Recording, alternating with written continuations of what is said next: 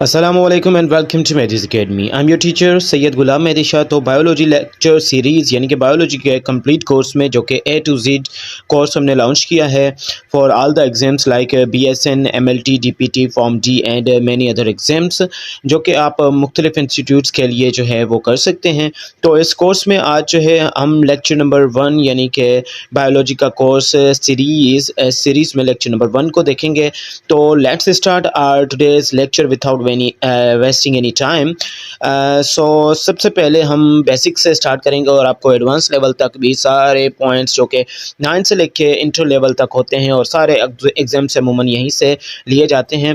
तो इसलिए हमने यहाँ पे कंपाइलिंग की है आपके लिए और लेक्चर सीरीज स्टार्ट की है।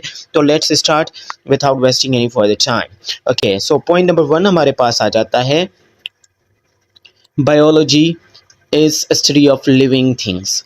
ओके, बायोलॉजी क्या होती है? स्टडी ऑफ लिविंग थिंग्स है। बेसिकली ये दो ग्रीक वर्ड्स होते हैं, एक बायोस, ठीक है, एक होता है हमारे पास बायोस एंड दूसरा होता है लोगोस, ठीक है, दूसरा होता है लोगोस। बायोस का मतलब हमारे पास आ जाता है कि लिविंग चीज़ें, जिंदा चीज़ें, या फिर आप लाइफ भी कह सकते हैं, ठीक है, इस तरह से।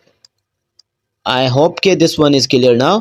बायोलॉजी में से दो वर्ड कम्बिनेशन, अब एक बायोस जो है उसका मतलब होता है life and logy means to study, to means के थॉट, रीजनिंग करना, थिंकिंग करना, बहस मुबाहिसा करना, सोचना, नॉलेज लेना, तो इस सब चीज़ों को स्टडी करना, ठीक है। बायोस मीन्स के स्टडी ऑफ लाइफ, ये नेचुरल साइंस की स्टडी है। बायोलॉजी मीन्स के study of life. Okay, I think this one is clear.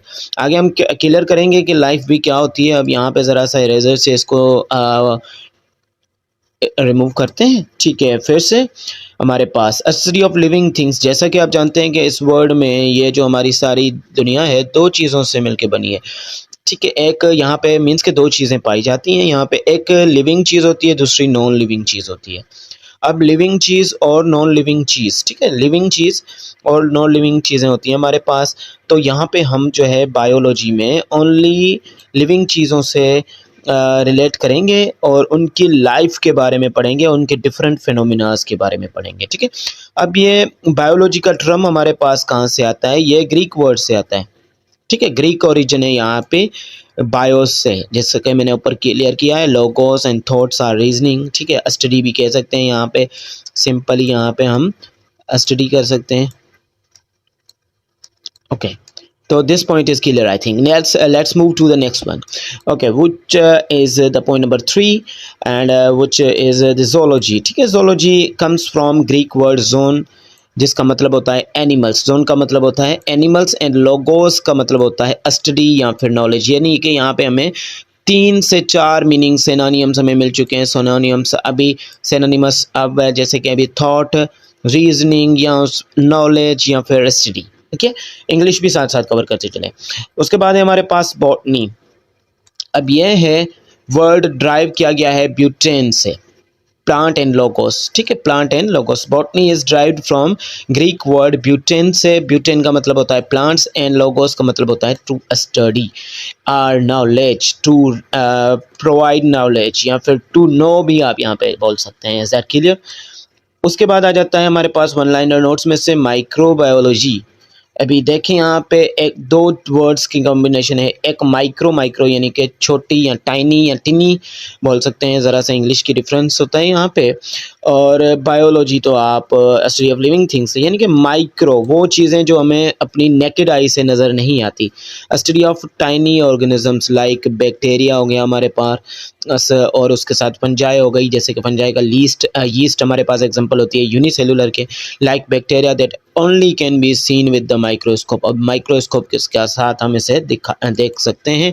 और माइक्रोस्कोप एक ऐसा आला होता है, एक ऐसा इंस्ट्रूमेंट होता है जिससे हम टाइनी चीज़ों को, माइन्यूट छोटी छोटी चीज़ों को जो है वो देख सकते हैं। इसको सबसे पहले ज़िशारियस जेनसन ने 1590 में इन्वेंट किया था, बनाया था, ठीक है, 1590 में ज़िशारियस जेनसन, ठीक है। आगे पॉइंट होगी इंशाल्लाह कवर करेंगे।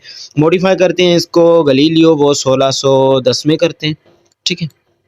फिर इसको रॉबर्ट हुक अपने पर्पज़ के लिए यूज़ करते हैं 1665 में।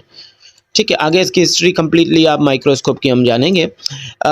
माइक्रोबायोलॉजी क्लियर हो गया कि छोटी चीज़ों को स्टडी करना, छोटे लिविंग ऑर्गेनिजम्स को स्टडी करना जो कि हमारे नेकेड आई यानी कि हम अपनी नॉर्मल आई से, जैसे कि हम एक दूसरे को देख पा रहे हैं, तो उससे नहीं देख सकते, तो उसको हम बोलेंगे कि माइक्रोबायोलॉजी। और ये रिसेंट ब्रांच है, 20th सेंचुरी में इसको लॉन्च किया गया था। 20th सेंचुरी में बॉटनी और जोलॉजी तो ओल्ड ब्रांचेस हैं, ठीक है, अर्ली एरा में आई थी हमारे पास, लेकिन ये हमारे पास रिसेंट ब्रांच ऑफ बायोलॉजी है। उसके बाद है मॉर्फोलॉजी। मॉर्फ कहते हैं शेप को, शक्ल को, वो भी बैरूनी बैरूनी, ठीक है, external form, external shape and structures, हमारे जो बॉडी के स्ट्रक्चर्स हैं, फॉर्म्स हैं, ठीक है, शेप्स हैं, उनको स्टडी करने को हम मॉर्फोलॉजी बोलते हैं।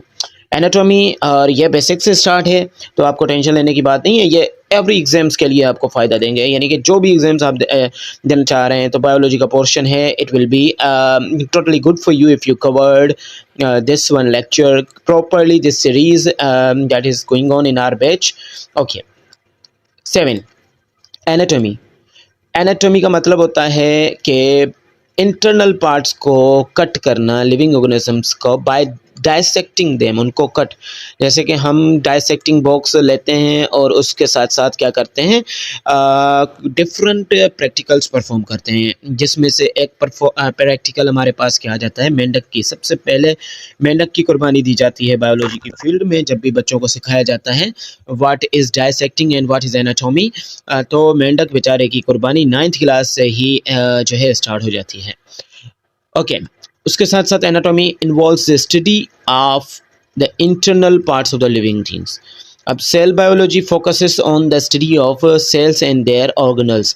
सेल बायोलॉजी क्या करती है, cell biology focuses study of the cells and organelles. अब हमारे पास ये, हमें पता है कि ये एक सेल है और ये सेल हमारे पास बनता है, एटम्स मिलके मॉलिक्यूल्स बनाते हैं, और मॉलिक्यूल्स जो होते हैं कंबाइनली ऑर्गेनल्स बनाते हैं, यानी कि यहाँ पे अगर माइटोकॉन्ड्रिया आ गया, गोल्जी बॉडी आ गई और ईआर आ गए, ये सारे कौन बनाता है, ये इनकी मेम्ब्रेन वगैरह ये मॉलिक्यूल्स बनाते हैं, ठीक है, और ये कंप्लीट एक सेल बनता है जिससे हमारी बॉडी बनती है, फिर यूनिसेलुलर या फिर multicellular, depends on the level of organisation. तो सेल बायोलॉजी का ताल्लुक सेल को स्टडी करना है और उनके ऑर्गेनल्स को, जो भी उसके अंदर को वर्कर्स पाए जाते हैं। यहाँ पे सेल का फंक्शंस कौन करते हैं, पहले तो हमें यह पता है कि ये जो न्यूक्लियस बीच वाला स्ट्रक्चर है ये सारी एक्टिविटीज़ करता है, लेकिन ये सारी ऑर्गेनल्स को कंट्रोल करता है, इसी तरह से एक्टिविटी होती है। डेवलपमेंटल बायोलॉजी क्या होती है, अब यहाँ पे examines the formation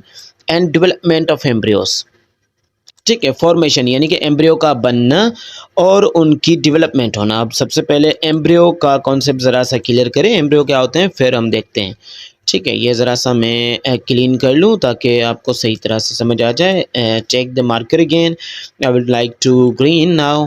okay, so development biology, formation and development of embryos.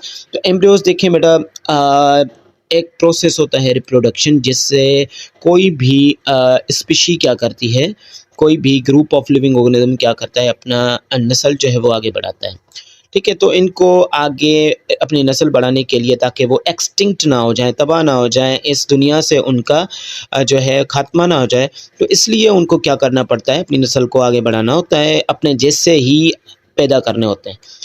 तो इस प्रोसेस के लिए, जैसे कि हम खुद का एग्जांपल लें, ठीक है, ज़्यादा दूर जाने की बात ही नहीं है, तो मेल बॉडी में स्पर्म्स होते हैं, सेल्स, ठीक है, स्पर्म, एंड फीमेल बॉडी में जो है वो पाए जाते हैं हमारे पास इग या ओवा, ठीक है, इग बोल सकते हैं इसे, सिंपली हम आसान सी लैंग्वेज में समझेंगे, इग। ये दोनों फ्यूज़ होते हैं, ठीक है, ये दोनों फ्यूज़ होते हैं, फर्टिलाइजेशन होती है और ये दोनों क्या होते हैं, फ्यूज़ होते हैं, एक दूसरे के साथ मिल जाते हैं। तो इनके मिलने से एक जाइगोट बन जाता है, जाइगोट एक बॉल लाइक स्ट्रक्चर बनेगा, जाइगोट, जैसे कि हम रिप्रोडक्शन के चैप्टर में से क्लियरली पढ़ेंगे इंशाल्लाह। बहुत जल्द कोर्स जो है वो भी लॉन्च किया जाएगा हमारे चैनल पे, ठीक है। तो जाइगोट बन जाता है, ये बॉल लाइक स्ट्रक्चर होता है, ये बढ़ता रहता है, फिर एम्ब्रियो में कन्वर्ट हो जाता है, और इसी तरह से ये एम्ब्रियो ठीक 9 माह बाद, 3 ट्राइमेस्टर्स के बाद, 9 माह बाद, 280 दिनों के बाद, इंसानों में ये 280 दिन होते हैं, या आगे पीछे भी टाइम हो सकता है, ट्राइमेस्टर्स, ठीक है। कुछ बच्चे जो है 7 माह में भी आ जाते हैं, ठीक है। तो इसी तरह से, लेकिन ये 3 ट्राइमेस्टर होते हैं और 9 मंथ्स होते हैं, ये पीरियड कंप्लीट होता है। तो एम्ब्रियोज समझ में आ गया। एम्ब्रियोज यानी कि formation and development of embryos. Reproduction के दौरान जब जाइगोट बनेगा स्पर्म एंड एग से, तो वो उसकी डेवलपमेंट एंड फॉर्मेशन होगी, तो उसको हम डेवलपमेंटल बायोलॉजी या फिर इसको कहते हैं एम्ब्रियोलॉजी भी कहते हैं। उसके बाद ज़रा सी क्लीनिंग करेंगे, सफाई लाजमी है, निस्फ़ ईमान है। उसके बाद हम हमारा जो है नेक्स्ट ब्रांच जो है जेनेटिक्स। अब ये इम्पोर्टेंट ब्रांच है, वैसे तो सारी ब्रांचेस इंपॉर्टेंट हैं। अब ये स्टडी ऑफ हेरिडिटी, इसमें हम हेरिडिटी को स्टडी करते हैं, ठीक है। हेरिडिटी क्या है?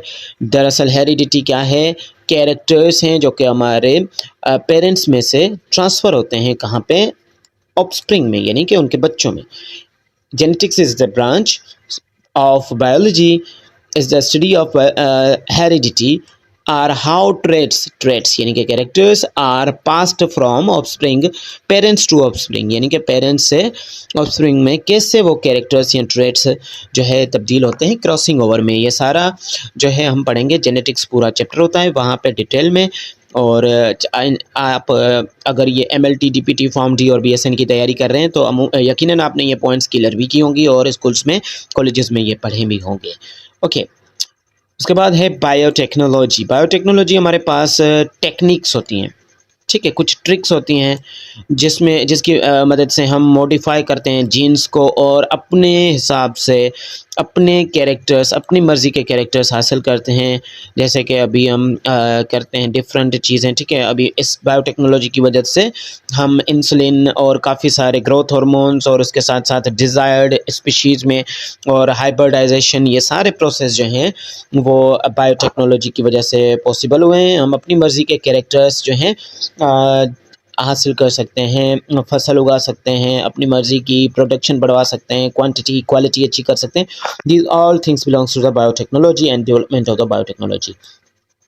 बुअलिसिना, जिसको हमारे पास जो है एविसिना भी कहा जाता है, ठीक है। एविसिना इसमें is considered the greatest Muslim scientist, इसको सबसे ग्रेटेस्ट मुस्लिम साइंटिस्ट कहा जाता है and father of the medicine भी बुअलिसिना को कहा जाता है। उसके बाद हमारे पास व्हाट इज़ दिस, ओके, उसके बाद हमारे पास आ जाता है नेक्स्ट पॉइंट जो कि है पॉइंट नंबर 13। पॉइंट नंबर 13 है ग्लूकोज अमाइनो एसिड। ग्लूकोज हमारे पास छोटे से मॉलिक्यूल होते हैं कार्बोहाइड्रेट के, अमाइनो एसिड प्रोटीन के, और फैटी एसिड्स होते हैं हमारे पास लिपिड्स के। ये माइक्रो मॉलिक्यूल्स हैं, माइक्रो बोलते हैं छोटी चीज़ को, माइक्रो मॉलिक्यूल। और carbohydrate and protein and lipids हमारे पास क्या आ जाते हैं मैक्रो मॉलिक्यूल की कैटेगरी में। मॉलिक्यूल्स 2 टाइप्स के होते हैं, एक माइक्रो दूसरे मैक्रो, ये कैटेगरीज याद रख लें, ओके। और ये कॉन्सेप्ट्स भी क्लियर करते जाएं। Focus on the MCQs, focus MCQs पे फोकस करोगे तो MCQs कहाँ से भी एग्जामिनर जो आपकी टेस्ट बना रहा है वो दे सकते हैं। अगर आप सही तरह से कंसंट्रेशन के साथ सही तरह से कंसंट्रेट करेंगे पॉइंट्स को क्लियर करने में, कॉन्सेप्ट्स को क्लियर करने में, तो it will be better for you and I would suggest you कि आप इसी वे से जो है वो प्रिपरेशन करें। पॉइंट नंबर 14 को देखेंगे। अब जब biomolecules when biomolecules work together in suspension, एक सस्पेंशन में काम करेंगे, यानी कि सिंपल लैंग्वेज में एक दूसरे के साथ मिलकर काम करेंगे, तो उस चीज़ को हम प्रोटोप्लाज्म कहेंगे, जो कि organic and specific inorganic substance का मिक्सचर होता है। अभी सिंपल लैंग्वेज में आपको अगर प्रोटोप्लाज्म समझाएं तो ये ज़रा सा देखें। अभी हमने पढ़ा है कि ज़रा सा मार्कर का कलर चेंज करेंगे और इसको फिर से हम रेड करते हैं, ओके। तो ये देखें यहाँ पे इस एरिया से इस एरिया में जो चीज़ पाई जाती है फ्लूइड लाइक सब्सटेंस या जेली लाइक सब्सटेंस आप पढ़ते आ रहे हैं, उसको हम क्या बोलेंगे? उसको हम बोलेंगे इस जेली को हम बोलेंगे साइटोप्लाज्म। क्या बोलेंगे? साइटोप्लाज्म।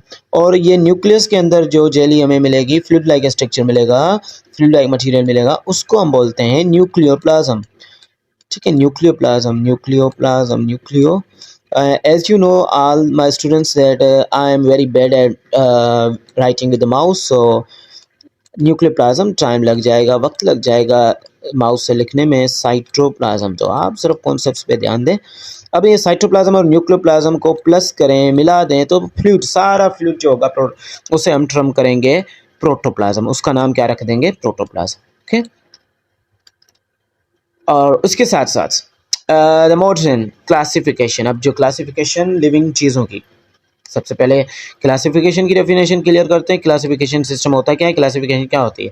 तो क्लासिफिकेशन हमारे पास एक ऐसी चीज़ है जिससे हम चीज़ों को अपने अपने ग्रुप्स में डिवाइड करते हैं। जैसे कि इस स्कूल में क्लासेस होती हैं, ठीक है, क्लासेस होती हैं, फिर हम नॉलेज के हिसाब से प्रेप 1 में, नर्सरी में, क्लास 1 में, क्लास 2 में, ये एक एग्जांपल है, और क्लास 3 में, क्लास 7 में, क्लास 8 में बच्चों को जो है नॉलेज के हिसाब से, उनकी गेन की हुई नॉलेज के हिसाब से क्लासीफाई करते हैं, ठीक है, उनकी क्लासिफिकेशन करते हैं।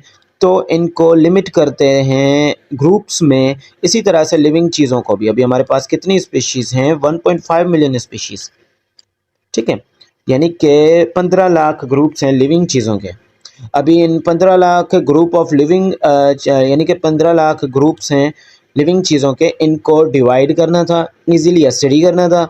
तो इनके लिए क्या कर दिया गया, इनको इजीली हमने कहा कि साइंटिस्ट ने, जो कि हमारे अर्लीस्ट साइंटिस्ट हैं, जैसे कि अरिस्टोटल, कार्लिनियस, ठीक है, तो इन्होंने क्या किया कि क्लासिफिकेशन सिस्टम मुतारिफ करवा दिया, जो कि लिविंग चीज़ों को, अभी मॉडर्न जो है वो सिस्टम जो है क्लासिफिकेशन का, वो लिविंग चीज़ों को 5 किंगडम्स में क्लासीफाई करता है।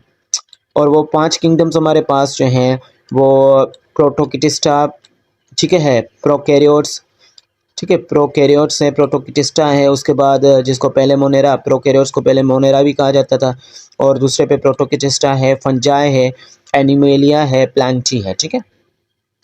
अब लाइफ हमारे पास जो हमें मिलती है वो केमिकल फाउंडेशन पे मिलती है, ठीक है, लाइफ केमिकल फाउंडेशन पे हमें, life is based on the chemical foundation, ठीक है। मीन्स के जो भी हमारी बॉडी के मेटाबॉलिक रिएक्शंस होते हैं और वो केमिकली फाउंडेशन पे हैं, उनका मुनसर करते हैं केमिकल्स पे, जैसे कि एटम्स मिलके मॉलिक्यूल्स बनाते हैं, तो molecules are also chemicals, so these are things, and life deals with the chemistry as well, इसीलिए हम बायोकेमिस्ट्री भी स्टडी करते हैं। तो it's totally based on the chemical foundation, okay. Point number 17, homeostasis. अब होम्योस्टेसिस जो है मेंटेनेंस या फिर टू स्टे सेम, अपनी इंटरनल कंडीशन को मेंटेन रखना, ठीक है, इंटरनल कंडीशन को, जैसे कि बॉडी फ्लूइड्स को, ठीक है, यहाँ पे लिखेंगे बॉडी फ्लूइड्स, बॉडी के एनवायरनमेंट को मेंटेन रखना। अब इसके बारे में सबसे पहले हमारे पास बताया था वाल्टर बुकैनन ने, ठीक है। ये पॉइंट्स, काफ़ी क्वेश्चंस जो हैं पूछे जाते हैं टेस्ट में, तो आप एक एक पॉइंट को इजीली मीन्स के कवर कर सकते हैं, लेक्चर के थ्रू समझ सकते हैं। और होम्योस्टेटिक सर्वेलेंस क्या होता है? इसमें बॉडी जो है, फीडबैक सिस्टम बॉडी का क्या करता है, जो कि सिस्टम को मेंटेन करता है उनकी नॉर्मल स्टेट पे, नॉर्मल रेंज पे मेंटेन करना इसको काम होता है। जैसे कि बॉडी का नॉर्मल रेंज, हम कहें कि टेम्परेचर हमारा बॉडी का क्या होता है, ये भी बेटा पास पेपर्स में आ चुका है, 98.6 फ़ारेनहाइट, ये नॉर्मल रेंज है। और बॉडी का फीडबैक सिस्टम या होम्योस्टेटिक सर्वेलेंस सिस्टम क्या करेगा, इसको मेंटेन रखेगा यहाँ तक, इसको बढ़ने भी नहीं देगा। अगर बढ़ जाता है तो डॉक्टर से रुजू करना पड़ता है, या फिर हम अपनी, हमारी जो लोकल डॉक्टर, जो कि बचपन से हमारी डॉक्टर होती है, हमारी अम्मी, पैरासीटामोल पहले से लेके बैठी होती हैं, ठीक है, पैरासीटामोल या पेनाडोल, ठीक है, तो उस डॉक्टर से रुजू करें या फिर रियल वाले डॉक्टर से रुजू करें, डिपेंड्स ऑन यू, ओके। तो ये है नॉर्मल स्टेट्स। और होम्योस्टेटिक सर्वेलेंस का काम ही यही होता है कि नॉर्मल स्टेट तक जो है बॉडी के जो है सिस्टम्स को मेंटेन रखा जाए, ठीक है। रिसेप्टर्स,